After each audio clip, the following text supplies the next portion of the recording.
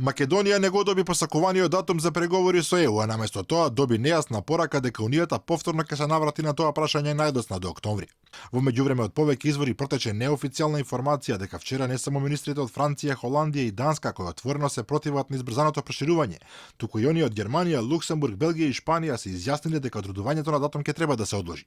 А дури и Грција, која со преспанскиот договор презеде обврска да ја поддржи нашата земја во интеграциите, била воздржана за ова прашање. Премиерот Заев меѓутоа вели дека нема информации за противењето на 7 земји и гарантира дека во октомври ќе има датум, а во декември веќе ќе ги отвориме првите поглави од преговорите.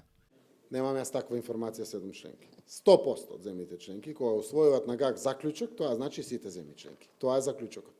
Заклучокот е апсолутна гаранција која што мене беше неопходна, верувам и на сите граѓани. Ако заради, како што спомнуваат во заклучокот, временски неопходни периоди, заради доцното објавување на извештајот, така се спомнува заклучокот, дека октомври ќе биде октомври. И таму стои not later than октомври, не подоцна од октомври. Ја добивме писмената правно-формална гаранција. Од владата се настав дека ниту една држава не изразила сомнеж дека Македонија ги исполнила сите задачи. Според нив, Холандија очекува да се донесе законот за јавно обвинителство, додека Франција е воздржана со барање на повеќе време за одлуки. Сите земји се обврзале да се донесе јасна и суштинска одлука во октомври.